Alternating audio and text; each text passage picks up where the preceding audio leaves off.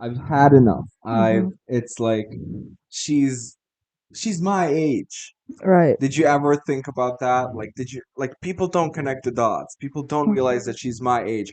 So I decided I will kill her. Okay. And then he walks through the door, and I thought it was her. Right. And I panic. So I do this lie that I was in the shower, and then some blonde bitch who didn't even finish Harvard Law School comes in, and she goes like, "You've gotten a perm, right?" And I go like, "Yeah, of course Yeah. I've gotten a perm." And then she goes like, "But then you couldn't have been in the shower," and I break. And it's like, do you ever think about how fucked my life is? I know. We really need to hurry up with this one because the police are gonna come and get you real soon. But we have to do it. I have to. So let's start it. Should we? I guess. Oh, Hi, what's up? boy. Well, you know how they say that thing. What do they say? When you step on a crack, you break your mom's back. Oh, well, the people, the things, the places, the very straightforward narratives that we talk about are so mothered that we skip those crap. Yes. How was your week? How was my week? I got transferred and I'm doing something else with my job, to a different department. Did I ever explain to you why? They need one of the guys is quitting and they need somebody to fill in. Okay. But For me, they explained, they were like, Johnny, I also got transferred to Just Calls. There is no difference in the paycheck. They were like, Johnny, you've been having too many bad surveys. mm, Go do calls. And now I'm stuck doing the most boring thing at work. yeah. No, I didn't he was just no, the thing is I came from vacation and went to work the first day and the first thing I get is a message from my boss and he's like, "Hey, come on up for a second." And I'm like, "You could have told me you were firing me before I went on vacation so I can, get a new job." And I'm thinking of all these things that I'm So gonna I tell could be him. more on vacation. Exactly. So I'm thinking of I'm gonna tell him off and this man is not gonna do this to me. And I And walk and in another thing. And another thing. And I walk in and this man goes like, "Hey, we're gonna put you in safety." And I was like, "Okay, slay." And that was it. Um, Okay. okay, sure. But that's going annoying because they had to change my PC and stuff, put it at another desk, and then it wouldn't work, so I have to get a whole new one, and then I have to re-download every app that we need and it's a whole thing, and I don't want to do it. I just want to sell my little loads. Little loads. Oh, that's my job, is selling loads, selling stuff. I got transferred to calls. I don't have much to talk about it. Like, I just take calls. I've been sleeping good this week. I keep having nightmares. The other day, I was like, ooh, somebody's calling me at work, Mm-hmm. and they know where I am. Mm. They're like, I see you. Yes. It's horrendous. I had this morning. I had a weird dream where I was sleep Well, you I did was wake up to turn off the fan. yeah, but then I fell back asleep. It was in the morning. You were up, and then I fell back asleep. And when I fell back asleep, I had this dream of it was me and Amel in a car, and we were driving, and it was a thing of it's just a road, and it's a road that we go on all the time. And then there was something, and then he just suddenly there was the end of the road. Anyway, and he just went with the car. And the car just fell, and then I woke up. And there was no oh my god, we're falling. It was just okay. The car isn't on the road anymore. It was just he just went doop, and then the car just went down. It was very cartoonish, and I was like, huh? No, I've been having weird dreams. I've been having trouble sleeping. But hey, let's just survive a week, and then our Yes, lives will be forever fixed. forever better, forever more. We're going to watch Adele. We're We're going to going see to Adele, see Adele. and I'm gonna buy some video games. Yeah. I've seen so many videos, and it's so perfect. I don't want to watch the videos. They're just I can't escape it. It's on TikTok. I could scroll, but I don't. And somebody had this comment about me Why can't I escape from Taylor Swift Twitter posts? Well, No that's something I could- compassion, whatever is being. I could scroll past the videos, and so can you. I scroll past Choose not damage. to. I scroll past, but the damage is done. I saw Tay, That's so Tay. and then I have to be like, can it at least like be Harishka Tay? And then it's not, you know. Anyways, no, I'm very tired this week, and I feel like we're starting every single one of these in the same vein, and I don't think we have much interesting to comment on what has been happening to ourselves. So, Mhm. what fun activity did we do yesterday? What did you say? What fun activity did Fun we do activity yesterday did we do yesterday? or this morning? What did we do yesterday? We had our top 10 songs. Oh yeah, we had our top 10 songs. That was cute. Let's go through ours. Okay. What was yours? All right. What was the first one? I think it was Sherry Lady. Sure. Well, so we're going 10. I mean, there's no like line, but there is definitely a number one. Okay. You know. Yeah. What's your number one? A zombie. Yeah. We'll say. Shut the fuck up. You Selma, shut the fuck up. Let me turn this off and make another. Mine is. I have yours like on the. Sure, lady. It was that Madonna Evita song. Yeah, it was Beware of the City. Yeah. Beware of the City. But that one for me, because I'm like, I've over listened to every Madonna song ever created, that it's so like it gets to a point where like I can't even listen to any anymore because there's nothing for it for me in there. But then whenever I hear that one, I'm like, I love it. Yeah. It's Raining Men. It's Raining Men. It's All Coming Back to Me Now. Celine Dion. Piano Man. Piano Man. Rumor Has It. Mm-hmm. Puffin. Yeah. Save the Night. Yeah. Slipping Through My Fingers. Yes. Oh, yeah. I Zaluleno. Yeah. I'm very confident with that. Okay. I'm good with that. I mean, was it a single? Oh yeah, you just didn't have a Fleetwood Mac song. Yeah. So you're like, should I change one? And maybe Zaluleno I could change into what's the name? I always forget the name of the song. Rooms on Fire. No. When it's just singing Silver to the Springs. Silver Springs. Okay. Maybe that one instead of Okay, so my top 10 list. It's so I played some songs, but I'm changing some songs from here. Mhm. So it's Knockout Dani Prolaze. It's Army Dreamers, Mhm. Kate Bush. It's Dreams, Fleetwood Mac. Mhm. Wait, no. What did I? Oh no, it's Is It a Crime, Sade. Yeah. Is It a Crime, Sade, and then it's Dreams, Fleetwood Mac. It's Nichijou to Chikyu no Gekubushi. It's the one that It's Japanese. Yeah, it's the other one. Okay, so now we have so Dreams. I Can't Stand the Rain. Here Comes the Rain Again. Mhm. Turning Tables. No Doubt Don't Speak. Mhm. And Zombie. There you go. What's your number one? Is it Slipping Through My Fingers? I think it is. Okay. It's at Let's this talk about it. point. It's slipping through my. I don't know. I love I love a song that's not about romance. Okay, you love a song that's not about romance. Because it's so. You love a song that doesn't relate to you. Yes. Because personally, I'm like, either shock me with how relating you are, Mhm. or like tell your story. Yeah, I wanna differently. feel your story. I don't want like when you wake up and you're tired. tired You don't and wanna you kiss your partner whose gender I won't mention on the cheek, and then you pour yourself some drink in the morning to get a drink. Yeah, I know. I love. And then you're less thirsty because you had a drink. You know. Yeah. No, I love a good. Like, I want to hear somebody else's story, and I want to like Piano Man is also kind of like that. It's just a collection of people's lives. Yeah. You know. And he doesn't even relate to it. He's just an No, observer. he's just there to like tell their story and to be Yeah. like, hey, and like, can you play me a memory of being like you're telling my story like Yeah. to me. But you know what I always find funny with those? I very much appreciate it and I love them. But I just imagine the people who the song is written about going like, fucking idiot.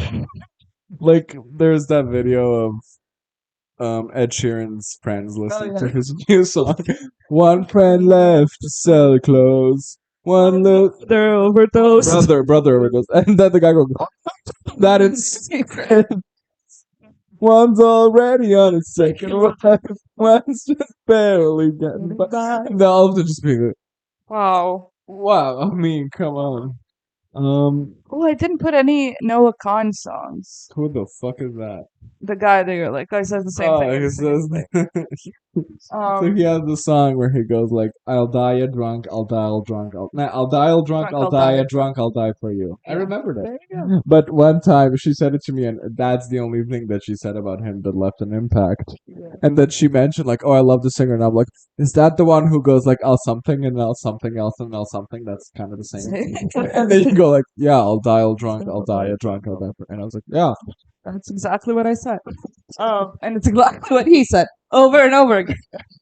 No, but I love. There's this one. It's called New Perspective, and it's such like. Yeah, I feel like one time we were listening to a Adele song, and you were like, "I feel like this is the way you talk about this town." Or something. Hometown Glory. Hometown Glory, and I'm like, that one. It's that song. Oh, okay. Like New Perspective, and there's a little part where he just goes like, we got a Target down, and they're calling it downtown, and I'm so like, oh my god, that is such a like. Mm. Anyway, maybe that one's true. But like slipping Top through my 11. fingers is your slipping through my fingers is your Yeah, number one. because I feel like there's being a mother is the most like. I mean, being a parent in general, but there's like it's a different feeling. Yeah. Being a mother is one of the most intense feelings of love ever, and there's not enough. Yeah. Especially Media especially if you're around like a it. biological mother. Yeah. There's a lot of media that's very fake. Yeah. Very like cuz even this one I think that's why I love the line like some of that we did but most we We didn't. didn't. Exactly. It's like it's not perfect. It's Yeah. we're just at the breakfast table. It's Yeah. I don't know. It's beautiful. It's really beautiful, and it's such a like. It makes me sob every time. Yeah. Love it. Yeah. For me, it's Zombie because ooh, to make me feel about war. Mm. I mean, I'm not like I don't care about war. I care about war, but I'm like I can't do anything against it or about it. So I'm Yeah. not doing- and then like songs like Zombie and Army Dreamer, because Zombie for me is just Zombie is a widespread. Yeah. Zombie is like about in general war, Yeah. while Army Dreamer is just about a single person's. Yeah. And so they're both in like the top of the list of going like I don't know. Army Dreamer has this like just I am lost. Yeah. And I miss this person who is Yeah. no longer from war. And there's another like there's a Vocaloid song about it's called Please Don't Have Laid Down Your Life. Oh. And it's just this woman being like they announced that the war is over Yeah. and all of them are coming back and I'm trying to find you in the crowd. Oh. It's so sad. Sad. And I think war is genuinely the worst things we've ever done as a people. absolutely. The worst ever. Like, and it's not even in the directive. Like, yeah, people are dying. There's so like you feel There's so war many casualties. after 100 years. There's so many casualties, and the people who started it are unscathed. Yeah, and Absolutely. like it's also you feel the Unless you're presence. such an asshole that you then like have to kill yourself. You know, like Hitler. Yeah, You know, yeah. but I'm saying like mainly politicians and leaders. Yeah, they're just nothing. There's Yeah, no point. they're just pointing a finger. At But you. even here, like, but fuck nowhere, Nevada. Hi. Hi. The war happened at this point, like Which we had a 30 years civil ago. war. Yeah, and it happened 30 years ago, and you still feel the effect of war. Yeah, That's the problem. we have not touched war, you and Yeah. me, but we know very much. Even though I'm a person who is like, I don't want to hear about any war stories. Yeah. I don't want you to tell me anything because there's a lot of like people here glorifying Yeah. being in war, and a lot of people telling the stories as a cautionary tale. I don't want to hear either because one will make me cry, the other will make me punch you in the face. Yeah. And even me, who is so like, I still know that. I remember one time going to Novi Sad, or as we call it in English, New Now. Yeah. It's funny because Novi means new. So. I remember like coming up to this guy's father's friend, and he was like, And he's like, "Hey, where are you from?" And I was like, "From Bihać." And he was like, "Right from Bihać." And he looked at me from head to toe, like Mhm. literally scanned me. And I was like, like it must be something about the war, Yeah. and maybe has something happened to you in Bihać Yeah. or whatever. But like, I'm here to act in a punk German version of Little Prince. So, I am not. not the man to be mad at, sir. I didn't do shit. No, it's also like, okay, so when me and Emma were like on vacation, when we were visiting my biological father that I talked about in the previous episode. It's not her actual biology. He's not, but I like He to. is not, I he like is. to have fun. It's there was another guy who came along, came by and started talking to us, and it's such a like funny scenery to think about because I'm just in the pool and I'm frolicking, like I'm twisting my little and I'm petting his dog and he seems like the nicest human ever. And then he tells the story of like he is from Serbia and he was in war Yeah. and it was because he was like, where are you from? And I'm like, Bihać, whatever. And he's like, oh, I know you had that like air what's it called? Hippodrome. Yeah, uh, where planes go. No, Hippodrome is the horse track. Yeah, but it had like airport. We had an airport, yeah, and it was like only during war we don't have one now. But so and he was like, I landed there and stuff like that. So it's like that this man was in war, actively participated in war, was a soldier that was on the opposite side, and we're just sitting there, and I'm like, I can still sit here and have a conversation with you, and for it to be genuine and for it to be nice, Yeah. and you don't seem like a bad person. And there's so many people like that you can vilify, but it's like you have to understand that most of these are 18-year-old kids who are told, "Here's a gun, go." Absolutely. So And you know it's what the like, problem is now? That a lot of the most like fear mongering war people yeah, are either like people on the brink of death, hmm of like jaded because yeah, I've seen my horrors. son died in war and I've seen horrors and shit like that, or like people who like people our age Yeah, who have never. who have just been taught that, and it's Yeah. horrendous. I mean, there is so many war stories, and it's thinking about it right now. It makes my heart squeeze. I don't play any like war video games. I don't watch any war movies unless it's so out there. Mhm. Like there's this game called Wolfenstein. It's called Wolfenstein, but I like to be Yeah. fun. And Like have fun in life. yeah, and it's so like it's an alternate reality where the Nazis won, and you're just killing Nazis. Yeah. And that Yeah. it's not anything that like where you can connect it to real life, but like the Call of Duty games, any war movie, it's just like. And my dad will be such an asshole if I'm like I don't like to watch war movie, and he goes like, it's not a war movie, it's an anti-war movie, and I'm like, shut the fuck up. I will find you this one not politician, one. There was a critic who said like there isn't such a thing as an anti-war movie because to make a war movie, Has to look up to war. it has to look up to war. You have to have enjoyment in watching a movie. Yeah. And how can you portray that? Yeah, as a nice thing. Yeah. You have to have like some positives in war, and then it's like no, there's no positives in war. The only war movie I have seen, and I love it, it's War Horse. The horse survives. That's all that matters. I mean, I've also seen Boy in the Striped Pajamas, but that's like war adjacent, Yeah, it's not. It's and it's just, also very. I have a problem with that movie. It's very. That bugs me. Mhm. I understand that throughout the whole movie, you as a viewer are supposed to like look at the child who's in the striped pajamas, right? Yeah. Feeling bad for him, and you have this other kid who's talking to him throughout the whole movie, but it's very like, I'm a child, I don't know what's happening, and Yeah. they form this friendship, and he like gives him food, whatever. But at the end of the movie, the kid whose parents were like Yeah. in the chamber, like throwing people into the chambers, that kid runs off to find his friend, Yeah. and then he ends up being. No, they both die. Yeah, they both die in that. But at the end of the movie, the most heartbreaking scene is the mother of the child Yeah. breaking down and screaming and like. Yeah, but what about the cursing mother of the God. little Jew child? Exactly. Yeah. And it's done so stupidly. Yeah, it's Don't very. put that in the ending. I don't care about her. Yeah. I don't care about this moment of like, and it's supposed to be this For me, grand, like, it was impactful for the dad to cry because the dad was the actual Nazi, and there's like a yeah, but I don't. big, Shut up. but it's like even I have learned the issues of war. You only learn the issues of war because it's your kid now. Yeah, but like, It's yeah, I know. it's not. I really hated the ending because it's. I liked it up like I get the like, oh, the kid ended up dying too, and that's the sad part, and it's like we're all the same and whatever. Yeah, But then to have that moment we to all be burn the like same.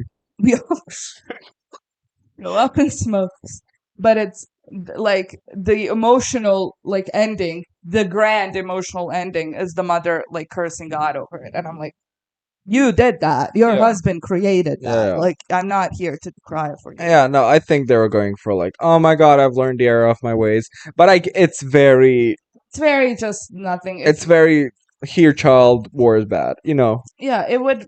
I feel like for it to be that ending of like we've learned the errors of our ways, it would be more impactful if they saw the connection that those two children had, and for at least for it to be like, okay, we'll take you. The big problem is they never see that they were friends. Yeah. Like, imagine if just their child died, Mm-hmm. and then you see that like the Jew boy in the Yeah. concentration camp being like grieving the same way that they're Yeah. grieving. Exactly. Wouldn't that be amazing? So amazing. Chills. So little. So Somebody bring us to Hollywood. it's like I don't know why. I'm so like I would have done. Okay, I've watched Saltburn. I didn't talk about this on the pod, and I feel like okay, Saltburn is this very like it's there to make you grossed out. That's all the movie is, Yeah. and it's like oh, it's the psychopath, and he attaches himself to this one person who he's like the family. well, yeah, but first to him, and he's like oh, I'm in love with you. What's his Barry face? Keoghan. Barry Keoghan is in love with Jacob Elordi. yes. So he's like, okay, and then Jacob is like, I'll be your friend, so I'll take you with, because he makes up this whole story of like his father died and he had this horrible childhood. Is it fake? Yeah. And he takes him to his estate in Selburn, and then eventually throughout. So it's like first he gets together with the sister of Jacob, and it's this weird scene of him fingering her, and she's on her period, and then he puts Like the the fingers blood. in her mouth, and it's like they're just eating blood, and he's eating her out. It's a whole thing. It's gross. Okay, then he has the moment of the infamous scene of he sees Jacob already masturbating in the bathtub, then he drinks the bath water with his cum in it. Fine, gross. Okay. Eventually he goes off to like kill everyone there, and the only person who's left and he is attached Rosamund to Pike. is the mother. Rosamund Pike. So he's the only person who's left is the mother. They meet each other like years later, again in a coffee shop somewhere, and then he's like, "Okay, I'll come live with you to help you." Yada yada. She leaves the estate to him. There's a moment at the end. She is dying, right? And he's telling her this story of like, "This was my grand plan. I succeeded," and she can't do anything because she's on a respiratory. Like, Yeah, she's a plant. there's a tube in her mouth. She's a vegetable. She's a vegetable. So, and that's how the movie began too. It's just him telling the story, but later we find out he's telling it to her. The point is, there is a scene where she's dying while he's killing her. So he gets on top of her, and there's a tube in her mouth. This man, I know this man better than the people who wrote the movie. He would have had sex with her. And he would have had sex with her, and the way I feel like it should have been done is that he took out the like part of the tube that's attaching to the oxygen, put it in his mouth, and like as he's having sex with her to breathe in like her last breaths, and then as he's done to let go, and then that's how she dies. Is that morbid? Yes, but that's the movie. I watched Disney's Fantasia this week. Should have ended like that. It should have. I'm so mad at it. I get it. No, you have this idea that Yeah, I have some ideas for horror movies that I'm yeah. keeping in my back pocket for a bit. But I'm like, give me a good like that. I like. I'm good at imagining stuff like that, like Yeah. fucked up. You want to be like a producer that just reads the script and you're like needs more fucked up. Here's Yeah. some notes. Um, I was thinking about like I wanted to comment something else about the songs that we love. Mm. What was my Army Dream? Oh, is it a crime? I think I'll have a Sade episode. I'm not going to Mhm. talk about Sade right now. Okay. I also the other day my friend went back to Germany, and I not being able to, normally handle human emotion and Mhm. cry. I was like, Selma, let me I want to cry. Let's Yeah. watch The Simpsons together. Mhm. And then I showed you some Simpsons episode, and now you finally get Yeah. why Simpson is my thing that makes me cry. Yeah. It's I loved all three of them. They were Yeah. all like nice, and I loved them. and there's But many more. I know. But I think these are the most three impactful. Yeah. So for the audience who, my problem is the Simpsons are the one thing where I'm like my mother. My mother assumes that everybody had the same childhoods. Yeah. My mother's like, oh, they didn't watch Winnie the Pooh. What do you mean? Wait, she watched Lilo and Stitch for the first time this year? Mm, What? And that me with the Simpsons is like, how do you not know? yeah. When I Also, we didn't mention anything about the episode. Like, how do you not? no, but I will say like I was about to say like it's the episode where the dog gets the operation. Mhm. It's the episode where what was Mother Simpson. Yeah, I Mother feel like if you Simpson. know an episode of The Simpsons that's like impactful, it's Mhm. Mother Simpson. Yeah. It's and then Maggie Makes Three, or yeah, I think it's called Maggie Makes Three. It's the one where, but Dad, why don't we have baby photos of Maggie? Oh, we have. Because I keep them where I need them most. Oh my god. No, but he said, It's "Oh, the we two- have them," Yeah, and then it just pans out. Okay, so here's that's the one where I sobbed. I sobbed too. I sobbed through all three of them. That's the thing. The intro starts. You go, Oh my god, it's The Simpsons. So it's the story is their TV is not working, so they're like, let's look at photo albums. So they're looking through the photo albums, and it's like, oh, aren't there any baby photos of Maggie? And he's like, well, let me tell you a story about how Maggie was born. And then he was goes- like, "Let me tell you a story about that," and it starts 2 years before Maggie was born. Yeah. And it's this moment of Homer finally is steady in his life. He's like, I don't need to work at this job that kills me Yeah. internally every day. He paid off his debts. Yeah, he paid off his debts. He's like, I'm quitting. He goes and he works his dream job, which is I just want to work in a bowling alley. I want to clean up. Love them. And he is so good at his job. For the first time in his life, I feel like he is so good at what he does. I love you watching one episode of the But show. that's the Lord. I know. Yeah. But you're like, and I know this man. I've grown up with this man. Get that way. I understand. You're a part of me now. So he's so good at everything, and he's so happy, and he comes home, and we finally have this beautiful, wonderful life. Cut to Marge gets pregnant again. Oh, we have to tell our favorite joke.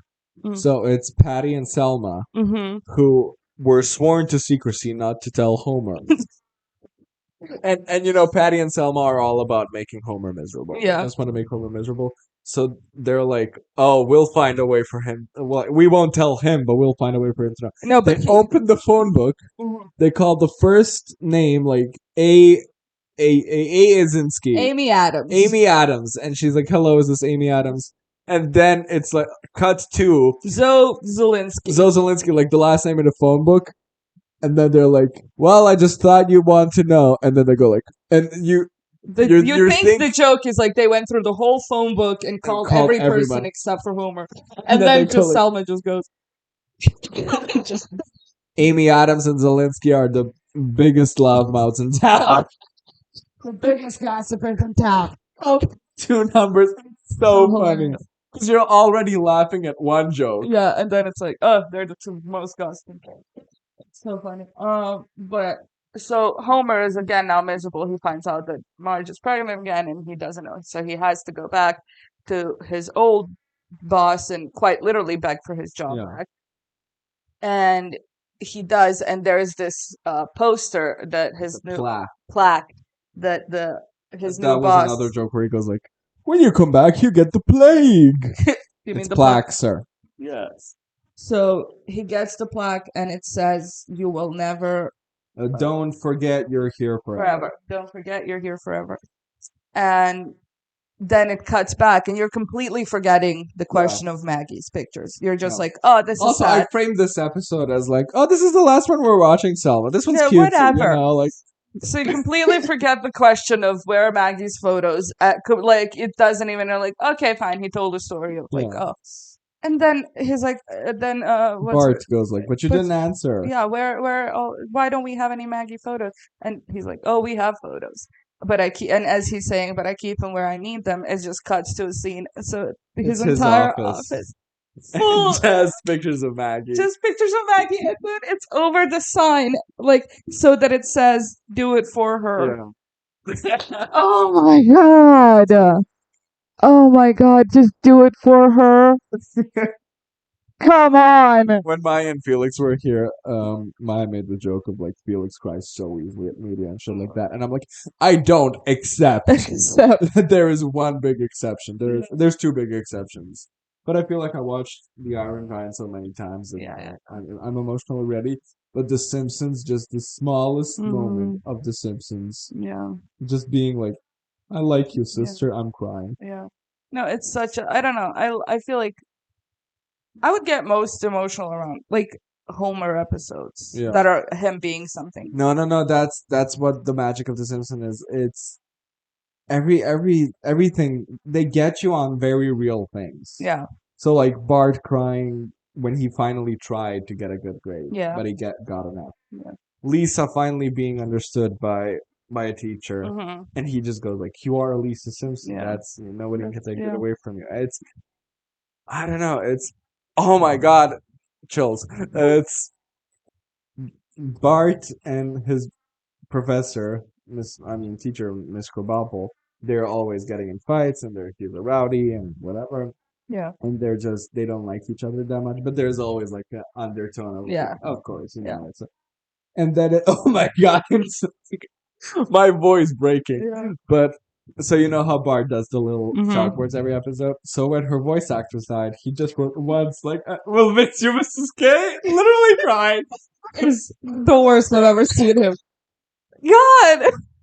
So great! Simpsons make me really emotional, but it's the fact that it's just once. Yeah. And he's just standing there like Yeah. sad. Oh my god.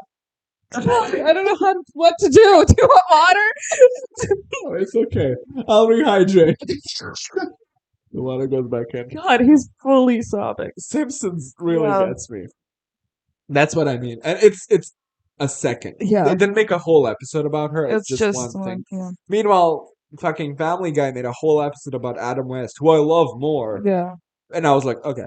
Sure. And there was that one video at the end where it's like, I want to be a president for real. And I was like, like Family Guy has this thing of like, if it's sad, so like when Carrie Fisher died and when Adam West died, it's like I'm smiling and like, Yeah. like I'm emotional, but I'm smiling. Yeah. But The Simpsons, dude, like, Jesus.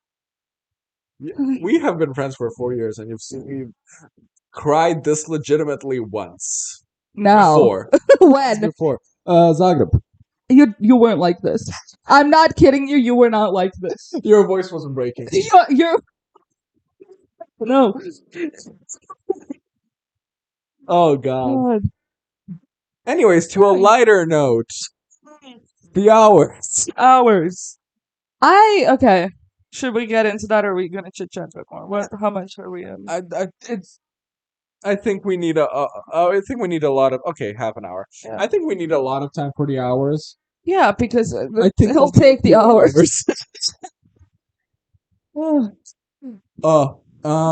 So I was like, You describe the plot. I don't know. I was like, Selma, there's this movie with Julianne Moore, Meryl Streep, and Nicole Kidman, and you're already crying tears of joy. Allison Janney as well. No. But then I go Yeah. like, and then I go like, and there's Allison, and they're oh my my god, God. Allison Janney, and then I'm also like Margot Martin, It's Tony this, Collette. yeah, this movie is like casted by us. Absolutely. If there was any world in which we had any power, it would. This be was our this. Ocean's 8. Like, Exactly. This would be our cast for Ocean's Yeah. 8. Oh, So, oh my god, imagine who would run your Ocean's 8 from the From- Hours women. From the Hours Women, AJ? Nicole Kidman. Oh, Nicole Kidman. Yeah. Okay. I feel like she'd be. Well, no, I feel like Allison Janney would be the what's her name? Sandra Bullock. Sandra Bullock. Okay. Sandra Bullock's And character. then Nicole Kidman would be your Kate Blanchett. Kate Blanchett. Okay. Mine. Oh, who would it be run by? Mine would be my Sandra B. Mm-hmm. Margot Martindale. Fair. And then my Kate Blanchett is Toni Collette. Okay. I'm kidding. I would, Toni Collette. Toni Collette would be my main one. Oh, okay. Like, I love Margot. Toni Collette would be one of the badass ones, though. But I wouldn't put her in Santropy. I would put her like what Rihanna did, maybe. The thing with Margot Martindale is I've seen BoJack Horseman. I know what that woman can do. You know, that woman can do it all. And I love BoJack Horseman for making all of those jokes of like small actresses who can play these big parts. Yeah. And Margot Martindale in the show is voiced by Margot Martindale. I love it. But yeah, so it's this huge cast of, and I think you had a bigger problem with this movie because you were really, really thinking about it. I really was. I was Yeah. like, there has to be a moment. There has to be what the fuck is happening, and you And were like, just wait. There are It's good. there are moments, but it's not that important.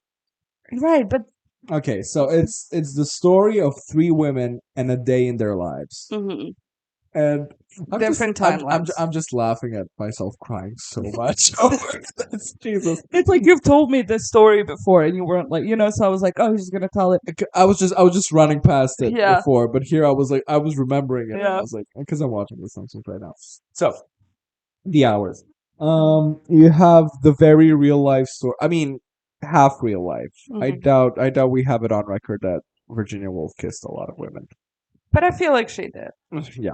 So we have like the kind of real life story of Virginia Woolf, and then we have Julianne Moore in like the 60s, Yeah. and she's like, going off her rocker. Yeah. And then we have Meryl Streep, and like kind of present day. It's 2001. The movie was made in 2002. Yeah, so it's like, no. Yeah, so it's the now times. And all the stories are not that interconnected, and that's what confused you. Yeah. No, I would be fine if it was just like it's a telling of lives of three women and they're completely Yeah. have nothing to do with each other. It's just a moment of like women are going through same struggles to this day and Yeah. they all can be similar. What I had a problem with was one scene because first we see Julianne Moore in the 60s. She's married to her husband that she's kind of like, I can't do this. I'm not having this perfect And life. Julianne Moore has it the worst because she has a nice husband. A beautiful child. She's everything's pregnant. fine. Everything looks perfect for her, right? Yeah. And this guy is in no way, shape, or form an asshole. Yeah. Like you can in movies like this or like these kind of stories, you're always like they're always portrayed as like And it's so he's easy. somewhat And it's so easy and cheap to do like, oh, he's distant or he's abusive or he's like, shut up, woman, or whatever. Yeah. But this guy was genuinely just like, oh, I love this. I love you. I love our life. Like, There's I'll no go need- to work. I'll there's- come back. It's my birthday. Like, we'll There's have no cake. need for you to be good at cooking. Yeah, we're just happy. I'm happy with you. And she's like, yes, but I'm not, and I can't live with that anymore. Oh. So anyway, there was a scene of your girl. What's her name? Margot Martin. No, the other one. Toni Collette. Toni Collette. She comes and she's like a neighbor of theirs, I guess, Yeah. and they're friends. She comes to her and they're just chit I'm gonna chatting. say the lesbianism was confused. Exactly. And I'll get to that. Let me just say this. I'm very like confused by this. There's that scene of her neighbor, Toni Kitty. Collette, Kitty, is like, I have to go to doctors. I'll probably be there for a couple of days. My husband doesn't know, but I have this thing on my uterus and we can't have children. And it's like, it's devastating for her because she has this belief of like, you're not a real woman if you're not a Very mother. 60s belief. Like, Yeah. And she's like, I need to go get this fixed. Like, I need to figure it out. And they have this moment where I'm just going to call her Julianne Moore. I don't know. Yeah. She goes to her and she gives her a hug. And you're like, oh, she's consulting her friend. Yeah. And she moves away a little bit and then they kiss. And her kid is sitting there Oh, they don't watching. kiss. They They make out. they make out. They No, scissor on No, because Oh. at some points I was like, was the kiss just like, I'm here for like you? a little. No. It No. was Leslie McGuire. Yeah. And There is a certain point of homoerotic tension for me to say Leslie McGuire. yes. If it's just a little peck, I'm not saying Leslie McGuire. Yeah. When Sabrina Carpenter and Jenna Ortega in the new music video kiss, I did not say Leslie McGuire. Okay. So they kiss, and Julianne's child is there looking at it, right? And then that scene ends. 20 minutes after in the movie, we're looking back at the story of Virginia Woolf and her husband. Yeah. And there's another friend of hers that comes, which at first I thought they were sisters, and that confused the ever living shit out of me. Absolutely. But her friend, Miss Bell. Miss Bell, comes with her children, and they're all playing, right? And What? By the way, Bell, Jar, Sylvia Plath, another woman who killed herself. Hello. Hello. So it's the same exact scene because the friend is leaving and she's like, I have to go to this dinner thing. I'm taking my kid with me. So Taking my kid with you. So the kid is sitting there waiting for her mom, and then Virginia Woolf runs up to her, kisses her, very intensely. Leslie McGuire type. She moves back, and the other woman starts crying, and then Virginia Woolf is like, "Don't you think I'm getting better? Looks like I'm getting better. Like, tell me I'm getting better." That's where I was like with Virginia Woolf. I wasn't fully Leslie McGuire because I was like, is it just desperation of But two it's people? my problem is it's the exact same scene. Yeah. So if you don't want to make that connection, is it told through the eyes of George, the kid? So he's like, "Mom, my mom really loved this book. Yeah. It must be because she's exactly like this." Okay. So he either made up that side of his mom, or he related the book to that moment that he saw. You get what I'm saying? I think it's just about women. But why? She's gonna like do a whole detective thing, red string and all. And then you're gonna finally connect it, and you're gonna be a piece and God. I just think it's about women. Come after these 7 days, I grew out a beard. When you come in and I'm crazy and I'm looking at you, you're like, no, Nah, I don't. you do that. With scissors and I cut the rope. And then I kill you. Yeah. No, but it's that, because other than that, I would have totally been like, okay, so it's just a telling of these stories of these women who are, and I like you said it, where it was like they're all somewhat trapped and Yeah. yeah. They have similar story beats. Yeah. And it's all done through one day, and we are led to believe some things. I thought Julianne Moore was gonna either kill herself or kill her husband. Yeah. Because also in the book that. Okay, so the big plot twist is that the kid of Julianne Moore is Meryl Streep's kind of ex-husband, but like kind of gay best friend. He's gay, and then she's a lesbian, and I understand none of it. Yeah, it was a weird. But I feel like 2001 movie came out with this, and I'm like, I am in this present of 2024, where everyone's bisexual. Everyone's bi, everyone is living their life, and I'm looking at that being like, this is too woke for me. I don't understand this dynamic. I didn't get the movie because of woke. No, my thing, what I think is it's the same thing I explained to you, that you and me don't have that lesbian gay relationship because we had the privilege of not growing up. Yeah, we have the privilege of not growing up in that time because it was the AIDS epidemic, and it's I made myself bleed. Fun. Finest part.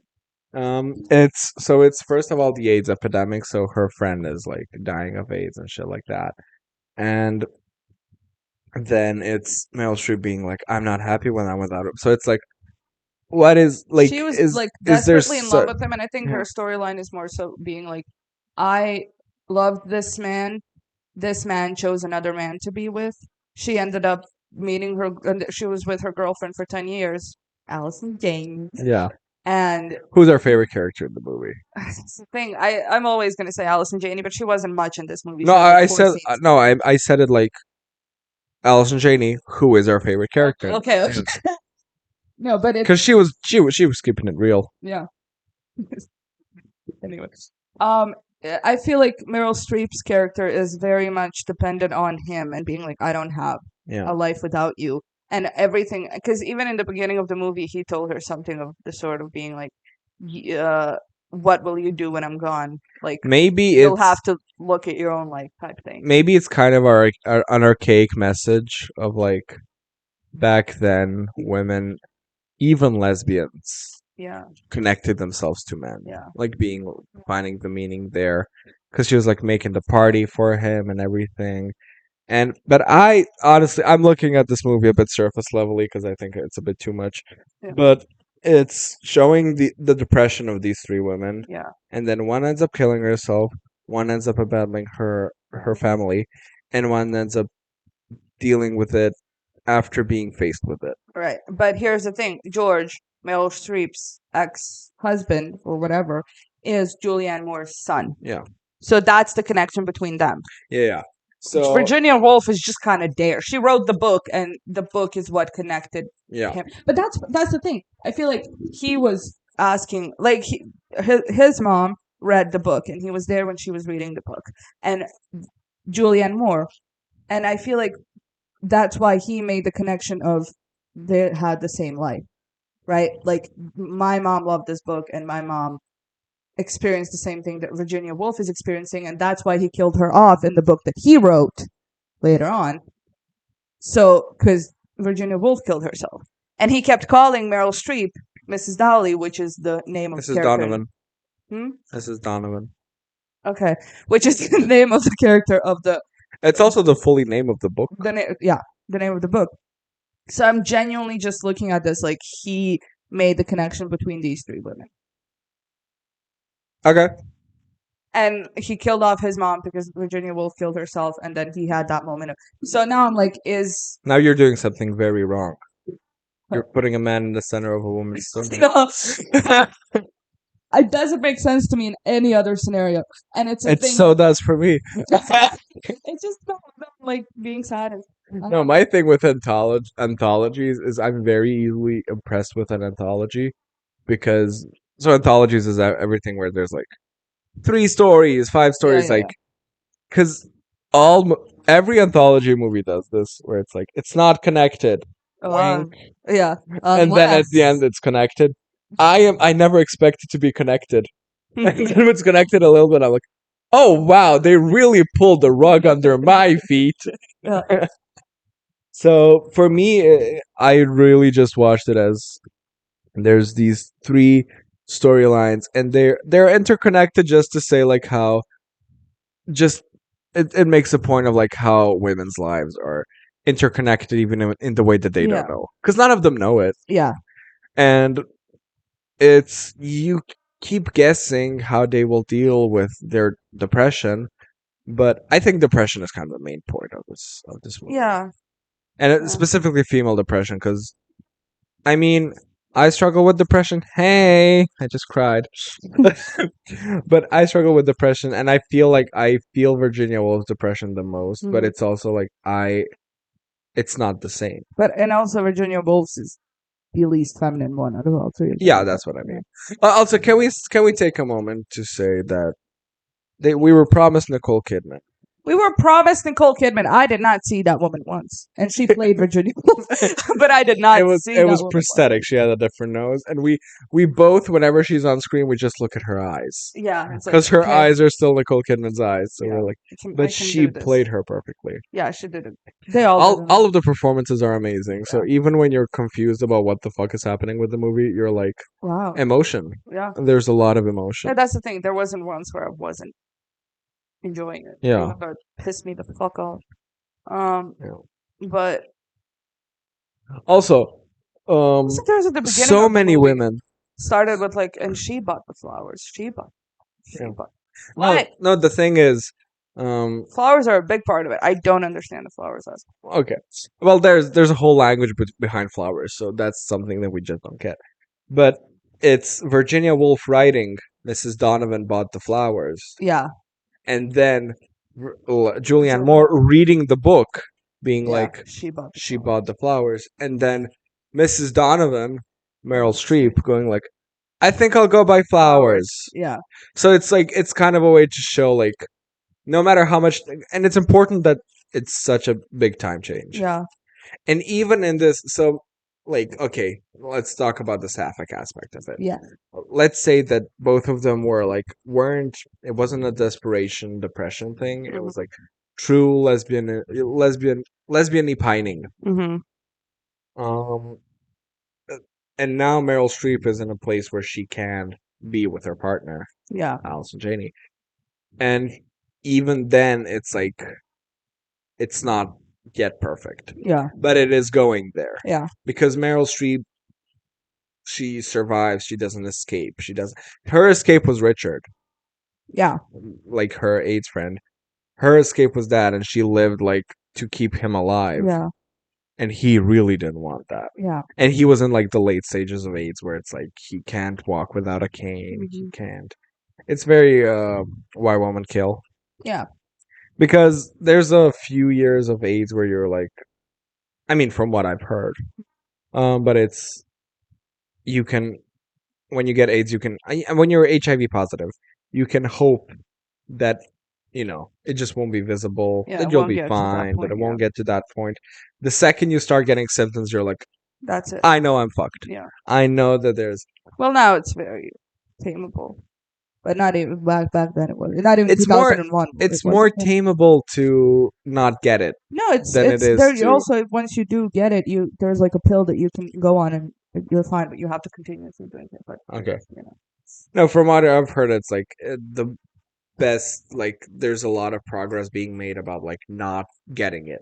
yeah, So yeah. I talked about it on How to Get Away with Murder because there was this one guy that he met he a fuck buddy, and then they ended up like getting together and shit. But they were telling each other these things, and he was like, "Hey, I'm HIV positive." And then the other guy too, you can take a pill for as a precaution to be like without to not prep, get it. Prep, prep. yeah.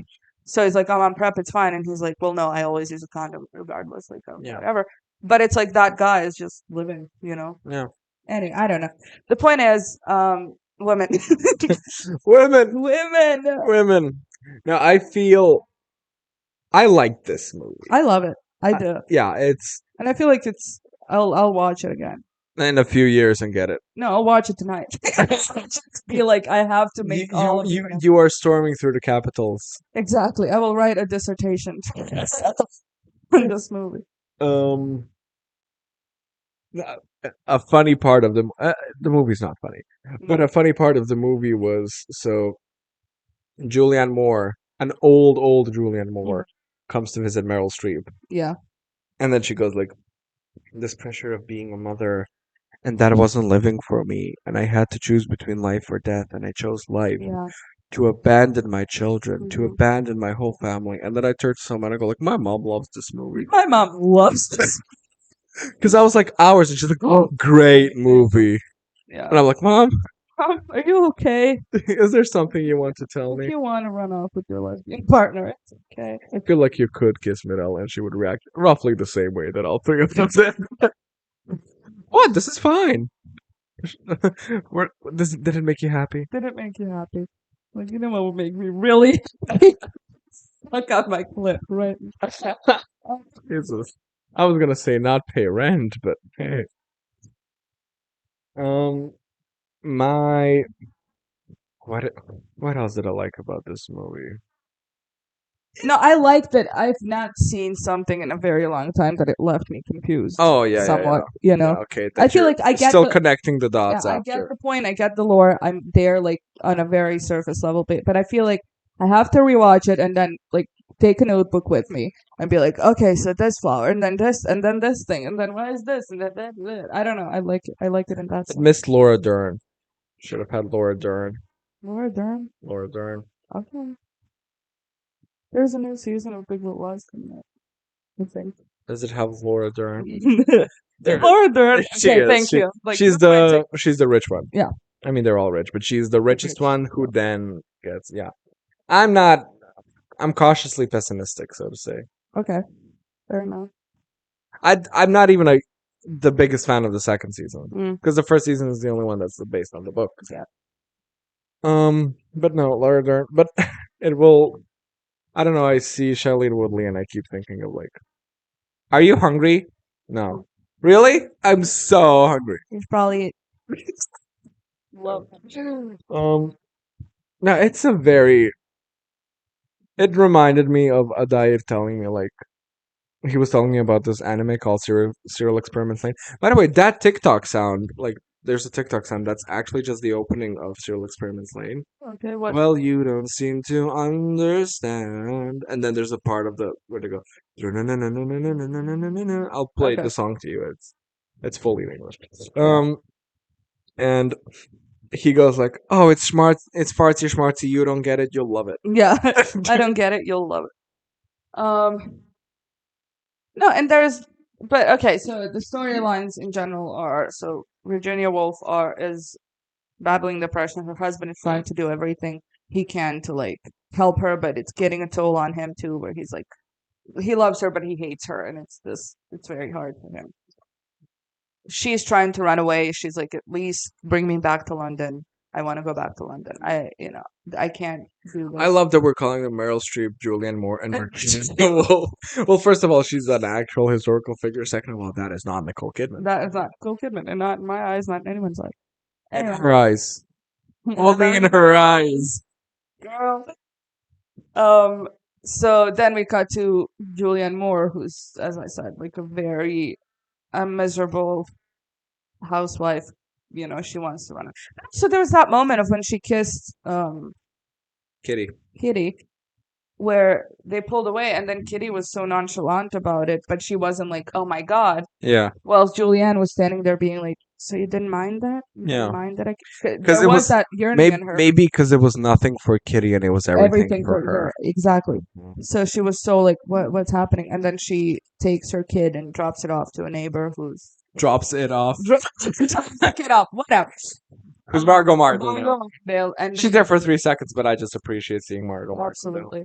And it's the kid, George, is screaming outside the window, being like, "Mom, mom, mom!" Screaming, wanting her back.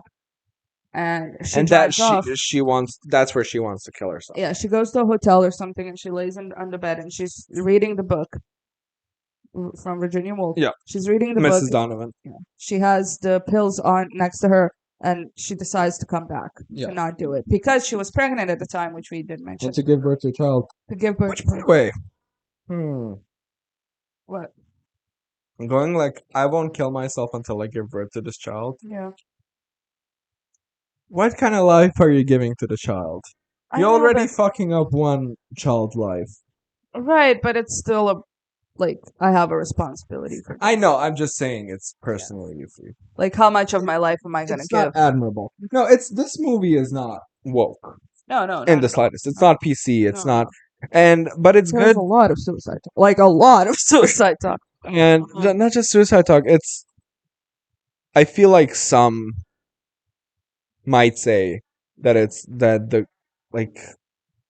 I don't know that the female aspect of it is not done well enough, and Yeah. that it's like and they're just living because their mother is and shit like that. But I'm like, it's very No, but that's the thing. realistic. You have the neighbor lady who can have kids coming to her being like, "You're not a real woman if you don't have a child," and she's broken Yeah. apart of it with it. But then Julianne Moore is like, "I can strip myself away from that. The only way I will be a woman, the only way I will exist as Yeah. myself, is if I am not a mother." Yeah. So there's that side of it. But too. then the only reason she survived is to give birth to her daughter. well, yeah, because you're still I'm kidding. a human. I mean, you know. yeah. My thing Um, is, what was my thing? I don't know. I just, it's a very intriguing movie. I Yeah. would say intriguing is a very, Good word. very good word for this movie. I very much appreciate that it's a movie about like the hardships of womanhood without women having to, Be raped. That's what I was just about to say, but in a nicer way. I mean, like they suffer, but they don't suffer because of somebody's hand. Yeah. They suffer because of the There's societal just pressures. Life. I have a life of my own. It's not Promising Young Woman. I mean, I Yeah. haven't seen Promising Young Woman, but I know that she's like broken Yeah. to the brink because of men. Yeah. No, it's just society Yeah. is pressuring them and having these expectations of them. I mean, actually, Julianne Moore is about like the societal pressures. I think These are just eternal. I think Virginia Woolf is about pressuring herself, like the vision of herself, and then Meryl Streep's is about like her connection to other people. Yeah. For Meryl Streep, it's very like, I'm stripping myself off of everything I am to help this person, and it's been going on for so long that I don't know who I am anymore. She is so focused on this person that for so long we went like, so is she dating Allison Janney? Yeah, what is is she happening? like what is Yeah. Are they dating? What's the lore? Yeah. And I think it's just a point of Allison Janney's character understanding the like love and care she has for And this man. Virginia Woolf is she's the most direct. She is outright. She Yeah. is stating the fact that She's like, she's I am feeling. depressed. I want to die. I don't care Yeah. about you. And it's my life, and I'm going to do what Yeah. I want to do, how I want to do it. And I respect that. I'm really I told you this. It's a controversial opinion, but I feel I like know. people have autonomies over their own life and their own But it's bodies, and we also, I feel like the people who will fight you most in that opinion are people who were most close to suicide or people who were that depressed yeah, because they need some pressure to stay alive. to I stay get alive. that. But again, it's like if you're staying alive just for someone, how much pressure are you putting on them too? Because now they understand they can never leave. But if it depends on if they say or if they don't say it. But still, like you would feel it. Oh no, you wouldn't. If somebody's that, and okay, I'm taking like Virginia Woolf for an Yeah. example. Somebody who tried to kill themselves twice and looks at you and tells you, "I love you." Yeah. What do you do? Like you can't ever leave that person. Yeah. No, the thing with Virginia Woolf is like there are states, and I'm not sure where I stand on this, but I'm like, okay, if it is you were pronounced like there's you won't live a happy life. Okay. They Yeah. will euthanize you. Yeah. If that's your decision, if that's your Yeah. prerogative, you can do that. And that's, if you try to kill yourself twice and then you just keep going and going and going. But it's also everybody's story is different, and you never know. Like maybe some people heal, maybe some. It's the hope that dies last, Yeah. and it's if you lost all that hope, it's um. So I So feel like no, I'm all for people striving on, and I'm not sitting here telling people to kill themselves. Okay, I just want to make that very clear. But what okay, I am I'm saying, moving my plans over for tonight. Thank you for saying that. what I am saying is there's also a certain kind of power for you to be like, I am staying alive just for me, Yeah. for this idea that I might get better eventually. If you're staying alive Oh for no, but someone, you're. I don't think that's ever gonna work. Oh no, but depression is not a noble pursuit. I mean, it's not a Well, pursuit in duh. general, but it's you don't have the high ground to if you're staying alive for yourself, you have strength, you have power, you have some nobility. Yeah.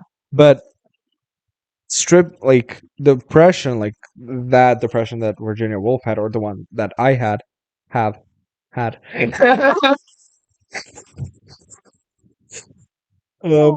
Um, it's so you're stripped away from your power. You Yeah. don't have any autonomy. You don't have any nobility, and you there. I had this for me. It was this situation where I was like, I have to find a reason to survive until I can live for myself again. Okay. So I was like, I know that it's unhealthy not to live for myself, Yeah. but I know that I can get there. Yeah. But I can't get there now. So I have to find a reason to live for myself. And my reason was people who didn't know it. Yeah. So like it was some younger family members who don't get the concept. So Yeah. like I could never put that pressure on them. Nor am I crazy enough to do that because Yeah. some people they get really crazy and then they're like, oh my god, I just need you, Yeah. move with me. It's that, but it's I don't know. It's the depression talk and suicide talk is always very different because sometimes people have to say like it's selfish to kill yourself because they want to believe it, and then somebody who wants to kill themselves being like, no, it's not selfish because I want to do it. They're saying it's because they want to do it. So Right. it's usually like the blind leading the blind leading the deaf. So I don't know. no, It's a lot to understand too from like a point of not having to go. it's different with everybody, and it's a hard thing to portray. Yeah. Because how do you make the right message? Yeah. How do you portray it correctly? Yeah. How do you go like? Because there was a lot of romanticizing it in older media Yeah. of like, oh, tragic beauty, Yeah. and this She death is so peacefully died it was in a bed of peaceful, and roses. it was and we are all now like we're all mentally healthy but just sad. Yeah. Like that's the biggest lie. Like Yeah. after suicide, nobody around you is gonna be.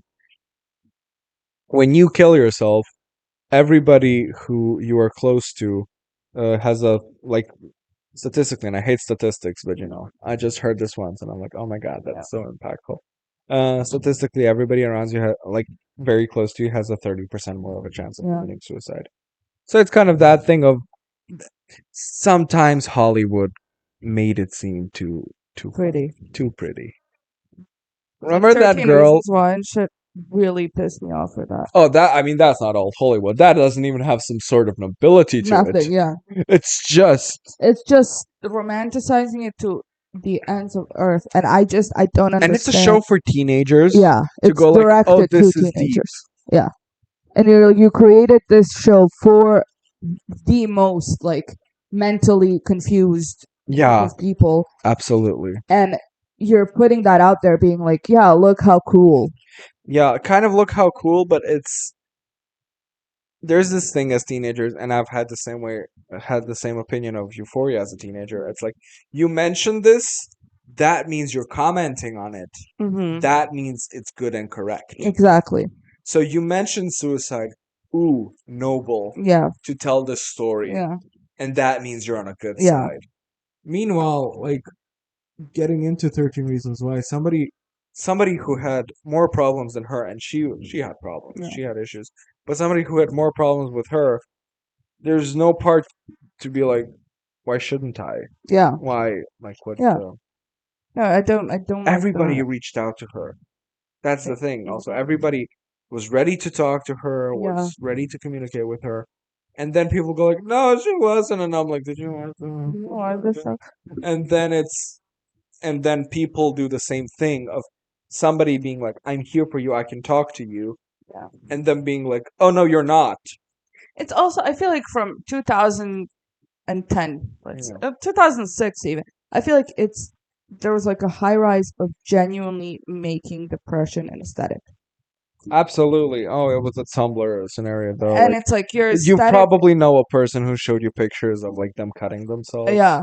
And like, why are you making pictures? Yeah. Why is that there? Yeah. Because you're creating normalizing it and making it into like, this is what I strive The for. thing that was romanticized And what will is make me interesting. The thing that was romanticized is being a tragic figure. Yeah. And if you can't be a tragic figure, if you're a straight white Dude. person, Yeah. just not dude. I mean, usually yeah. dudes don't care. If you're a straight white girl and you're not popular or necessarily very pretty at that time or everything, you resort to that because, oh, this will get me pity points. Yeah. And I know, because I was the same without like self-harm, without depression. I was just like, I so long went like, I'm ugly, because I thought that I was supposed to think that I'm ugly. Yeah. I'm supposed to not think that I'm pretty. Yeah. Because just because so. yeah. So Well, people love to victimize themselves too. absolutely. You love people, and in general, it's a thing of like, I want pity, and not even from other people. I want to be considered this tough person who, against all odds, is still going, right? Yeah. And what are the odds? I don't have any odds. I don't have anything going against me, so I have to create something. Yeah. So it's that, and it's just Oh we no, and strive of for course, struggle, and we and of make it up course if there we are don't have it. actual like, there's actual everywhere there's actual depression and Well, actual yeah, but people who do are not struggles. making it an aesthetic. is They the were thing. not making an aesthetic. They're not, and I'm not saying like they're not talking about it. If you're depressed, Please talk about it. yeah, talk to somebody about it. Sometimes with depression, it's like, whenever I say I have depression, whenever I say I'm having a depressive episode, everybody and their mother, Yeah. and I'm literally saying everybody and And their their mother, because moms love me because I'm gay. Talking help, and I'm like, you're coming at this from a good point, and I appreciate you, but there's nothing to talk about. Right. I am just not okay right now. Yeah. There's not a thing that there are things that happened. I talked about them very much. Yeah. There's nothing that triggered me now. I Mhm. mean, not now, but like Yeah. when it happens, there's nothing that triggered me. I'm in a position and I need something that either you can't give me, or if I ask for it, it will seem insincere. Yeah. So and also, to be a complete and utter cunt, a lot of the times it's my girlfriends, and it's like, all of you love me, and it's so expected of a woman to love me. Yeah. And I love all my closest friends are 2 women and 1 man. So it's like, and I love all of you in very different ways, but Yeah. to a very intense emotional level.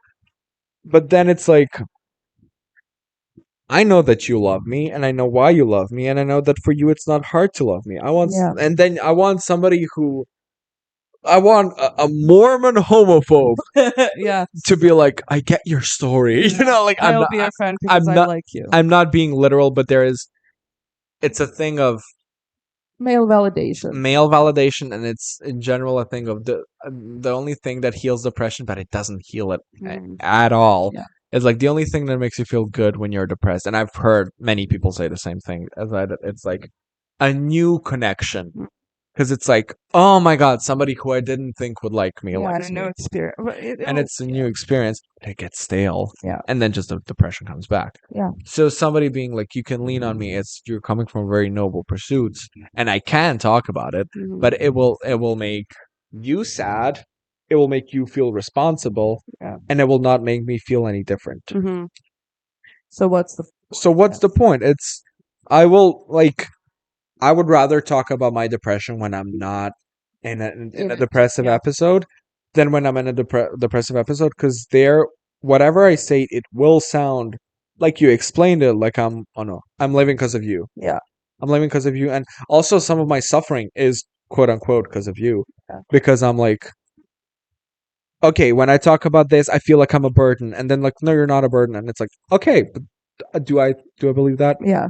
Can you tell my brain that? I can't tell my brain that, and I know that that's a fact, Yeah. but for some reason I just don't believe it.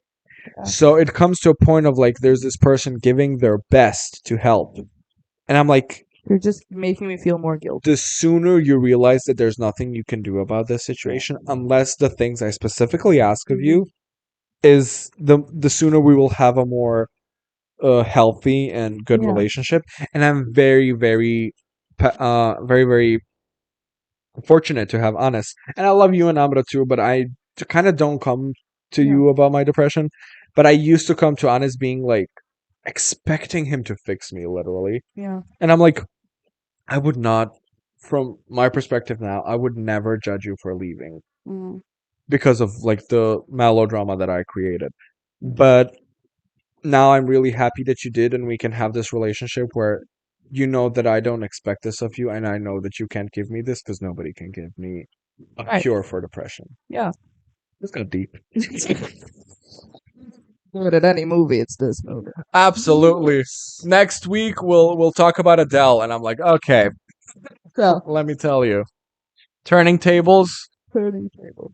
turning straight razors. Mm. Imagine if this was like the conversation during Sweeney Todd. Sure. You watched the movie, by the way. How'd you like it? It's fun. I love the aesthetic of it. It wasn't like, wow, because I already know the story, Yeah. so it was like, okay. I love the aesthetic. I love the that's all I love about it, to be honest with you. I don't like Johnny Depp singing. That's what Oh, I mean, you're also not mentioning Helena Bonham Carter singing, but that's because I love her. Yeah. And she did an okay job. Like, for a movie, she did they're a- both sing talking to me. Yeah, but I feel like she first, because that movie is all gloomy and it's all, and then She went, made like, she made a victim-y character. yeah, which I don't fit. It's not my favorite interpretation of Mrs. Yeah, me neither. But Johnny Depp is very just being like, And when and I'm a bit drunk, yeah, and I'm going, like, angry. London. Like, he's not doing like London. He's Yeah. like, London.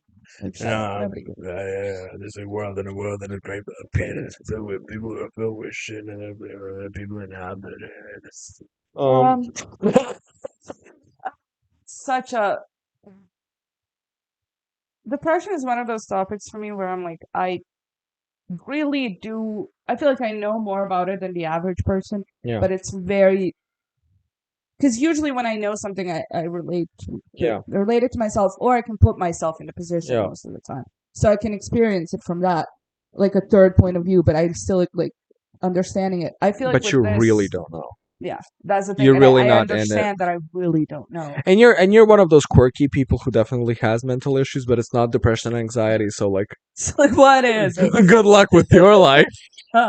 I come to a doctor, I go like depression and anxiety, and I go, oh, the 1-2 punch, sit your ass down, And I'm like, so I have this weird thing where I have a worse relationship with my dad, but for some reason I have mommy issues where I really sexualize older women, and I don't know where that comes from. He's like, well, and alcoholism runs in my family on my mom's side. Everybody was a drunk. So I don't know where that's gonna go. Hey. Whoa. So do you want to fuck your mom? Imagine like a psychologist. Yeah, asking her so that. sexually abused. I mean, there's a certain fear of finding a doctor for your psychology. Mm-hmm. What? I wanted I know to exactly. I wanted to say it somehow pretty, Yeah, but doctor it, for your there's psychologist. a psychologist. I'm Marge Simpson when Bart was digging a hole the other day when I was watching an episode, and she goes like, "This is Dr. Steinfeld. He's a sort of talking doctor." Yeah.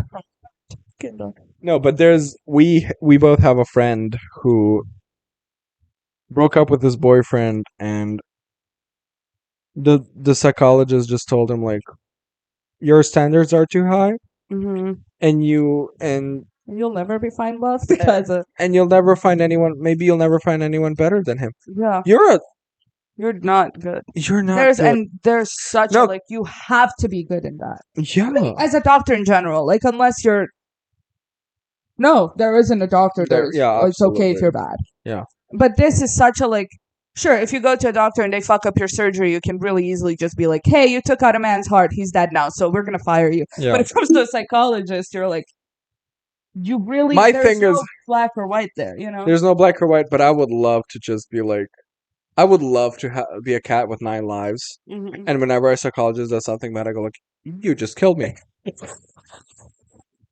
Just lost your license. Not to be like, just to be like, you're doing a bad job. Yeah. Maybe don't do this anymore. Yeah. Maybe go to bingo, get a job there. No, it's no, and in his specific situation, it's weird because he sometimes talks, and I'm like, huh, you should maybe mature a bit. Yeah. But with those specific situations, he like fell in love with a more mature and better guy. Yeah.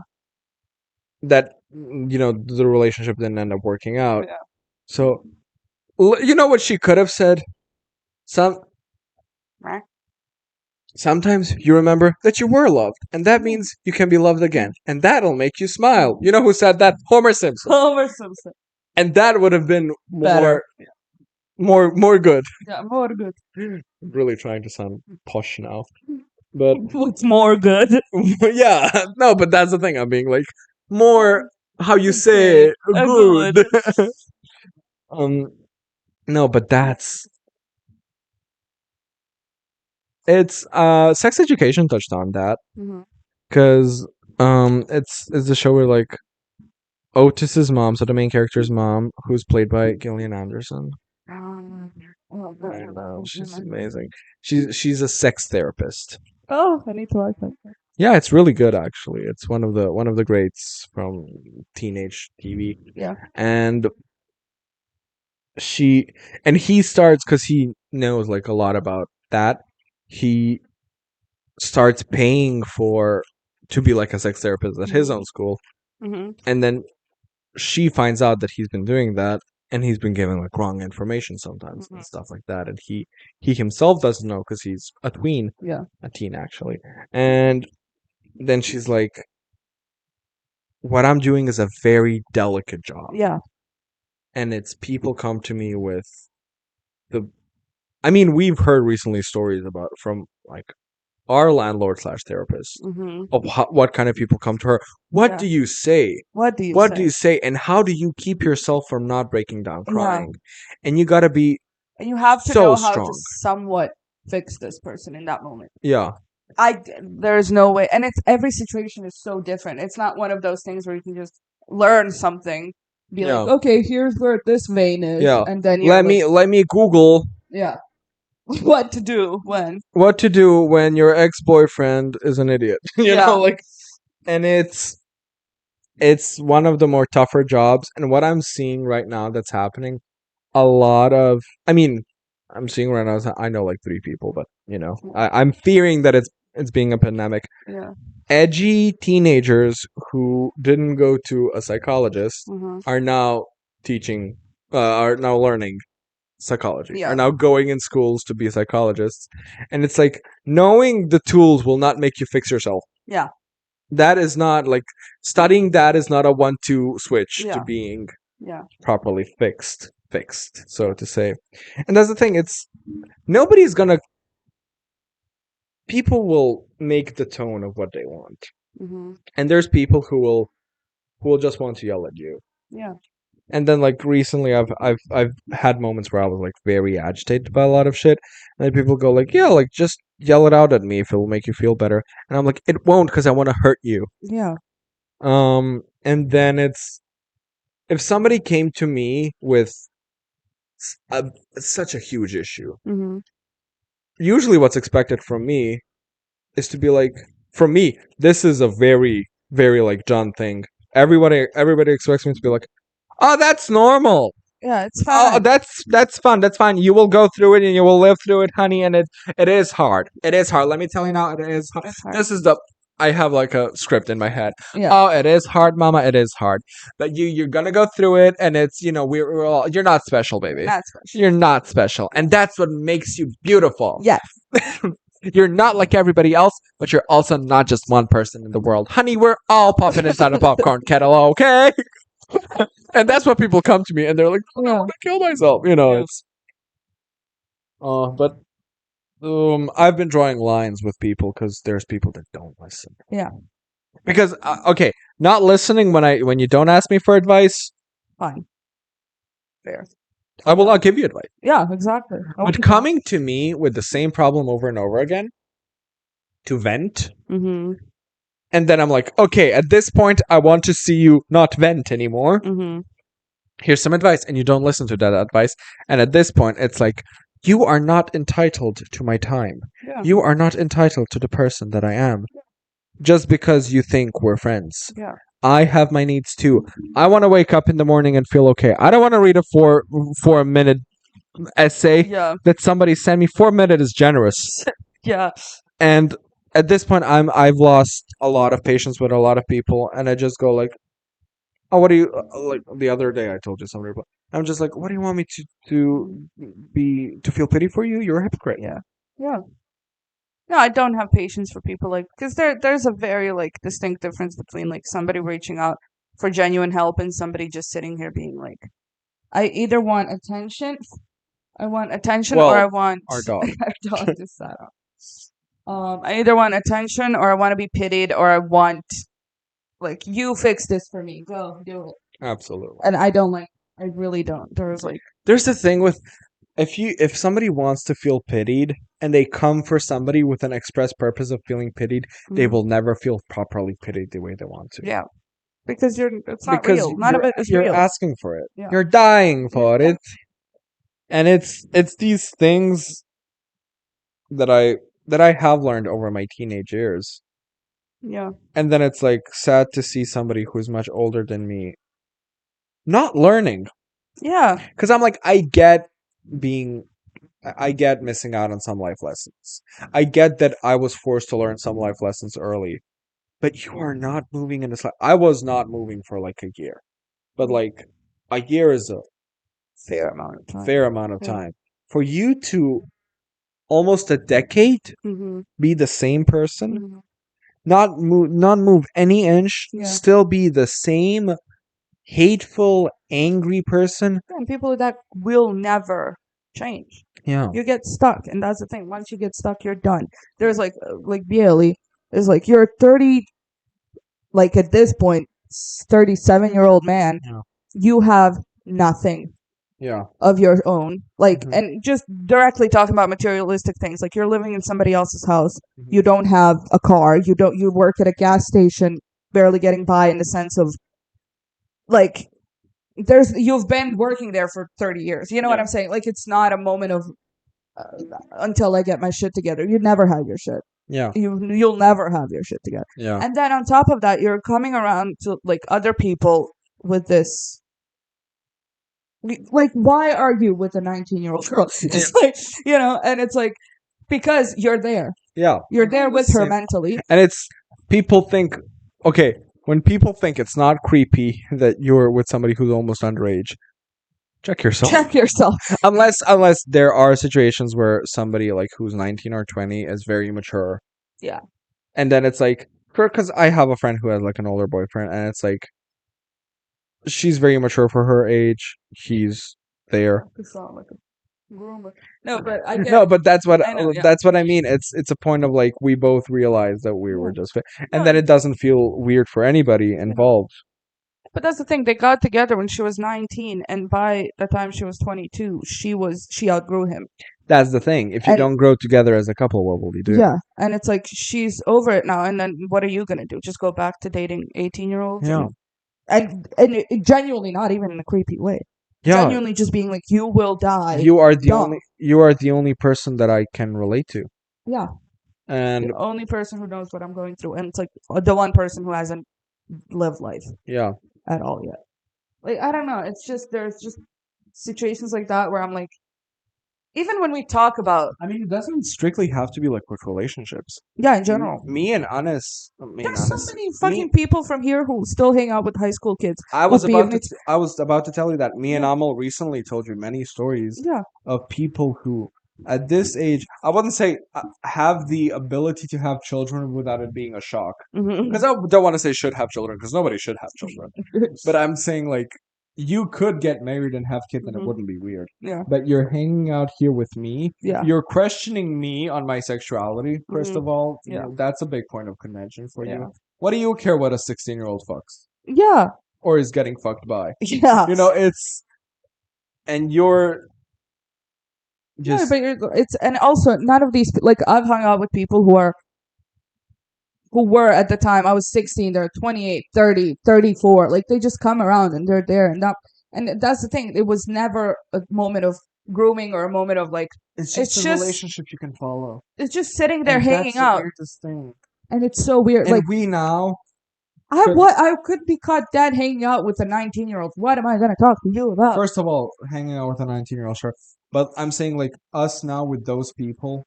Yeah, you're dumb. Yeah. So stupid.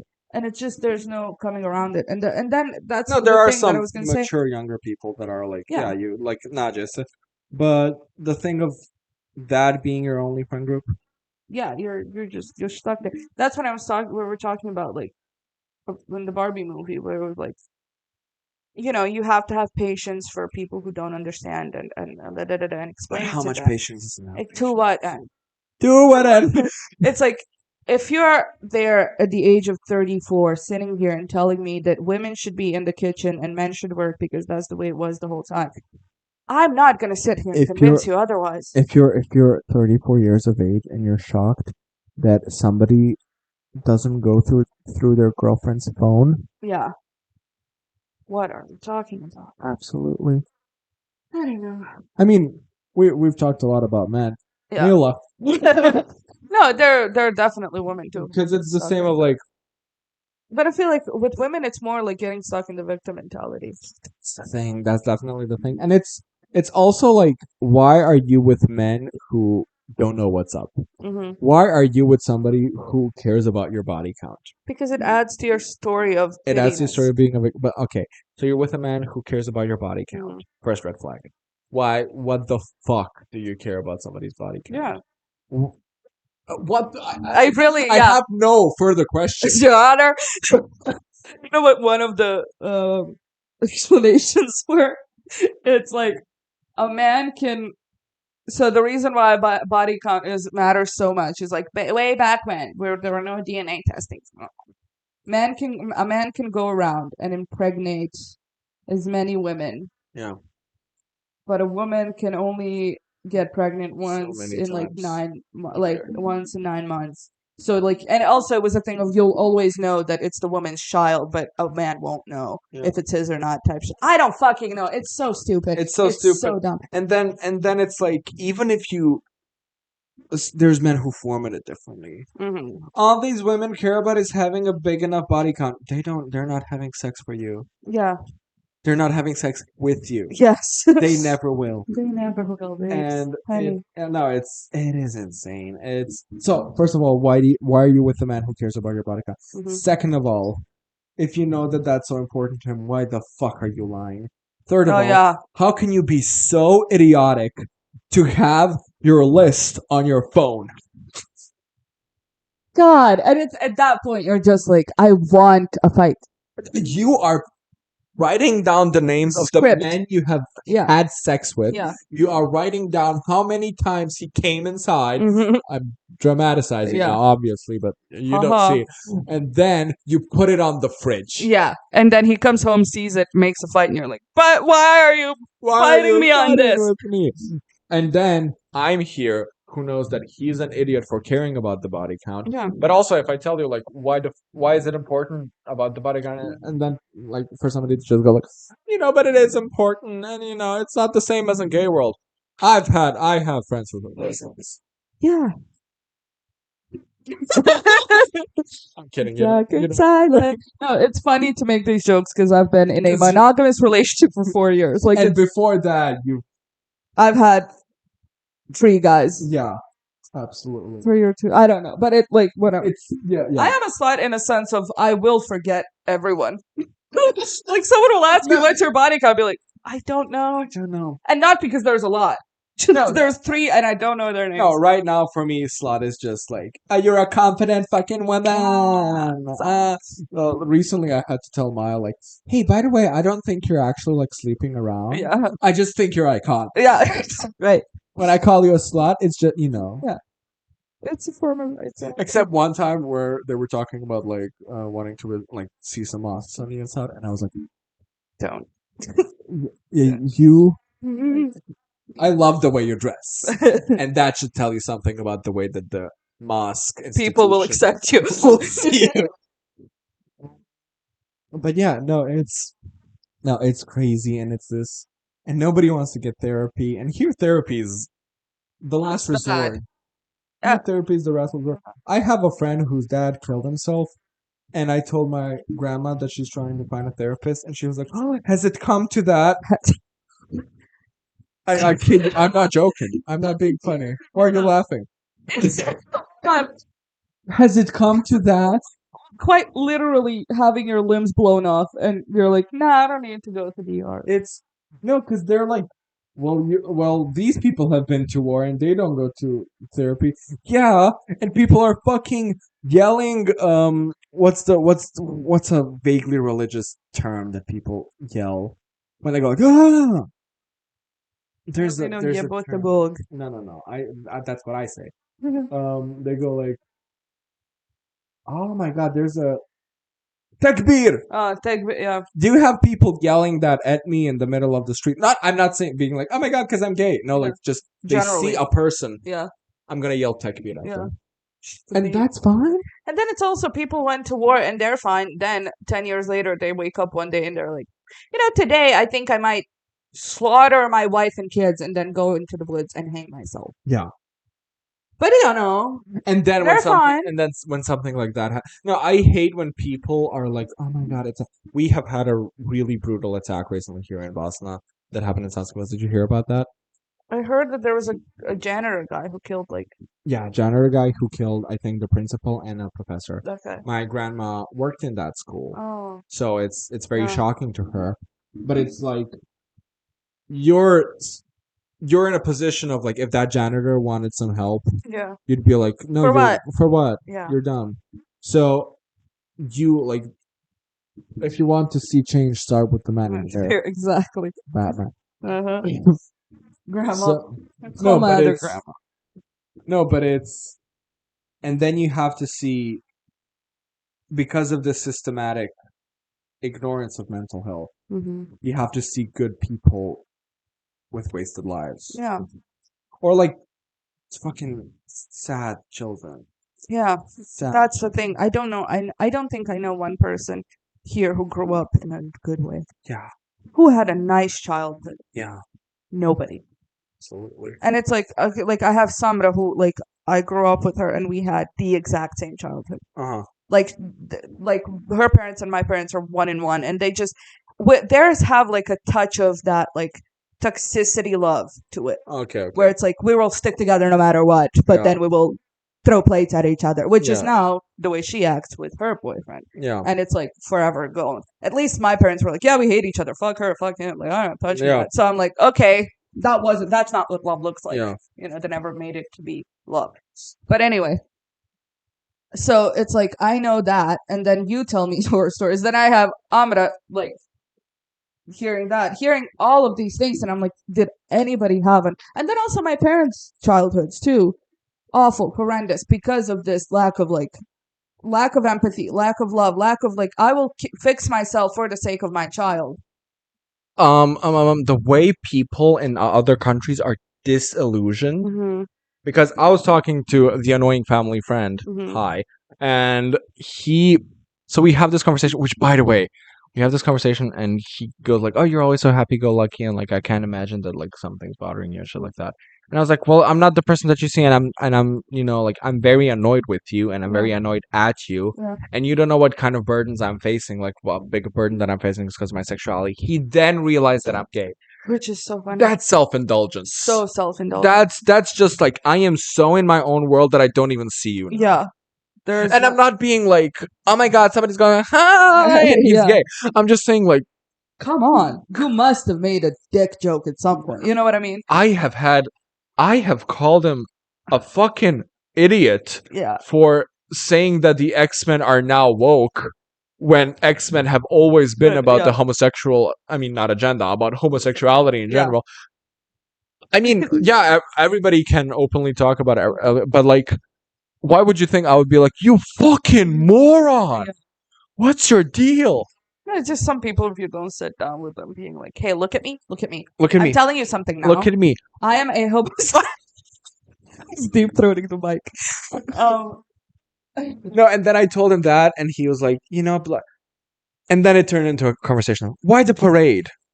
I've been beaten. I've been beaten for my sexuality. I've been attacked. The other day I was walking and there was like two high school people that I've never seen in my life, walking, and one of them sees me and I see him smiling and then pushing the other guy at me, Right. being like, "Oh, like, Yeah. oh no, you're gonna catch, like, the gay's gonna catch you," Yeah. literally, like. And I don't know these people. Yeah. I'm not Yeah. familiar with these people in the slightest. And then you come to me like, oh my god, I didn't know the situation was like that. Yeah, because you just care about yourself. You care about yourself. You don't look around like anything outside of your own perspective of the world. And like, And he's the biggest victim. Yeah, and from your point of view, there is no need for a parade. Yeah, from your point of view, there's no need for a parade. Sure. And also, like, your life is great, and all the media that you watched is great. Why have gay people in there right now? Yeah. Why is there a reason? Yeah. Why? In sex education, I saw a guy with almost the body type that I have. I almost cried. Yeah. Because, like, okay, now, like, there's a big fat movement. Like, big fat movement. Big fat. But there's, like, okay, so people. It's that clip from Frenemies where, so they had a joke in the beginning of Ethan. It was with Ethan and Trish, and they're both fat, so they can be like, oh. Yeah. And it was them talking something about fat people, and then Trisha was like, "Oh, you're gonna get canceled," and whatever. And then later on in the episode, they started hearing the noise of some random noise, and then Ethan goes like, "It's the fatties! They're coming for me!"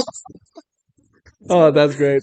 No, but there are fat people now represented in media, but no, I've never seen a person in the media the way I am fat.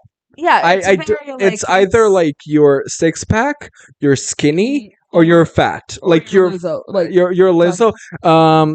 No stretch marks, no body hair. Also, you have to have the most beautiful face, a perfectly round stomach. Perfect, yes.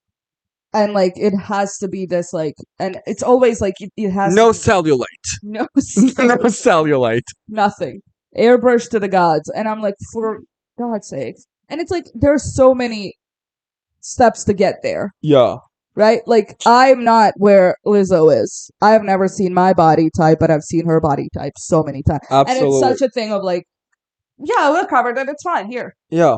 You know? No, it's like, not. No, there was a guy in sex education that, like, it was two gays having sex, and then it was one scene of like a guy sitting and he had a gut, and I was like, Anne Hathaway crying, and applauding, yeah. And that's the thing, you don't see normal body types, yeah, because my body type is caused by okay, so I'm recently like more inactive because of the job that I have now, and also the pills that I have like made me a problem to lose weight, and shit like that. And so because like the second people see that more presented on media, it will be more fine. Yeah. Because lesbianism and homosexuality being That's the thing, presented it does in media, work. yeah, It changes people's minds, it changes perspectives, and it's like you're not gonna be shocked when you see it. yeah, If you've been introduced to it your whole life, you're not gonna look at two women kissing and go like, "Oh, Yeah. what?" there's Like, there's one of my sister's friends. He's from Serbia, and his I think grandpa, mhm, who like he would never say that he's like a social rights activist. right? He loves Vucic. Loves Loves Vucic. Vucic.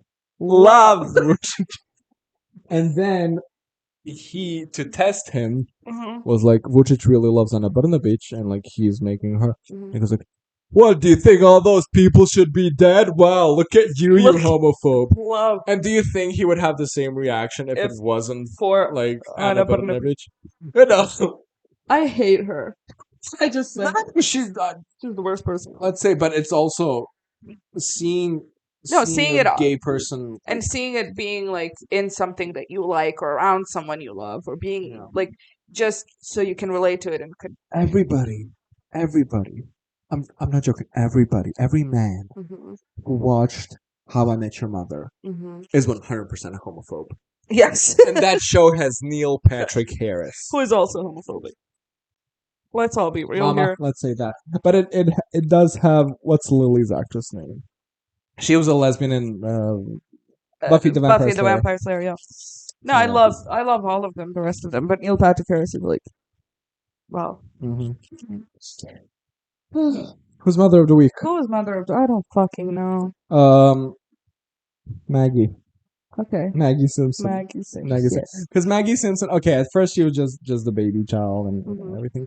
Now she's like the smartest one of them all. Okay. There's a scene in the movie where like Krusty goes like, Feeny, attack that. Feeny's his monkey. Attack that baby. He goes like, and he's ready to attack her. And then Maggie takes her fucking like sippy cup, breaks it on the stairs, and goes Yeah. like, Come at this. Yeah. Okay. I really have no idea who.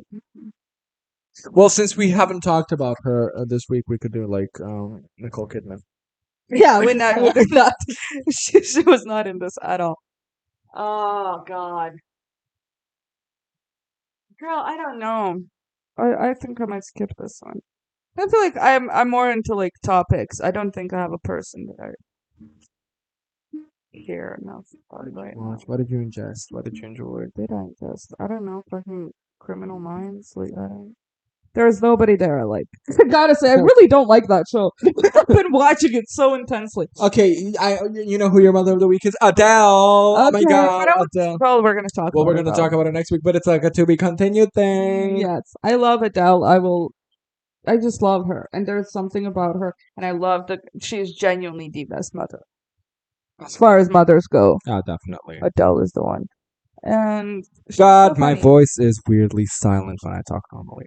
That's the thing. The entire time I have to go like this, and then I get yes, Yes. But then I talk like a normal person, and then it just goes boom, boom, boom, boom. No, but even yours. Look at mine. We're looking at the things in the Yeah, going up and down. yeah. And then when you talk, it's like boom, boom, boom. And then when I talk, it's like shoo, shoo, shoo, shoo, shoo. I don't know. Maybe it's the mics. Maybe we need new mics. Maybe I want to make out with a woman. I Yeah. don't. the podcast just ends with like microphones dropping Yeah. with Link watching in the Oh background. my god. Oh my God, the hours. The Always hours. the hours. I like the ending of the movie. I do too. It's very fun. It touches you. It touches me. It touches you. I was Anyways, touched by a priest. bye.